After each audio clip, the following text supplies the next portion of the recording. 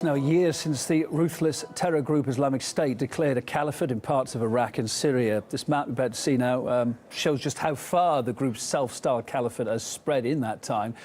ISIL now occupies a large area across Syria and across Iraq, despite thousands of coalition airstrikes.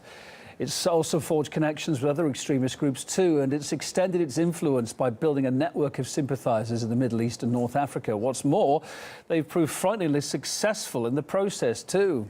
Back in June 2014, the group declared the establishment of a caliphate straddling Iraq and Syria. They took control of the Iraqi town of Mosul. Thousands were killed, hundreds of civilians were displaced. And across the border in Syria, ISIL militants also killed scores of civilians in the town of Kobani. This year, they captured Iraq's largest oil refinery and gained control over huge oil resources. Surprisingly, maybe, last year, the US president dismissed members of the group as a JV team, suggesting they didn't really present a deadly threat. A year on, and Barack Obama's mood has changed decidedly. At this moment, the greatest threats come from the Middle East and North Africa, where radical groups exploit grievances for their own gain. And one of those groups is ISIL.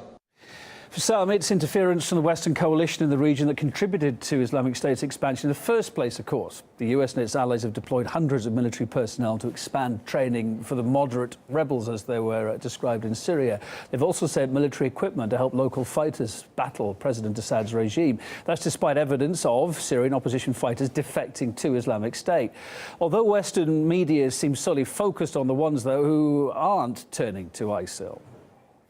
There is a significant amount of moderate rebels ready to take to the ground in Syria and go after ISIS and Bashar al-Assad. Escalating power struggle between the moderates and hardline Islamists. Moderate Syrians who are going to fight against ISIS, as well as fighting against potentially Assad of Syria.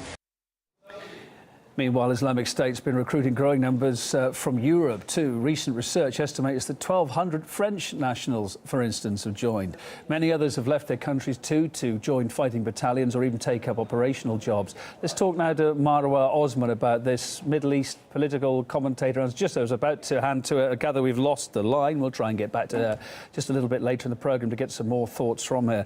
We have earlier on spoken, though, to Professor Sriram Chalia from the Jindal School of International Affairs, who says the American-led coalition of Western nations bears responsibility for the rise of the terrorist group. Let's listen. It's been annus horribilis for the international community, led by the United States effort to bomb ISIS and to try and force it into submission. It's not worked. So unfortunately, ISIS has grown territorially, financially, and ideologically over the last 12 months. And it's a sign that something is seriously wrong with this effort, the piecemeal effort that's been made by the US and some of its allies.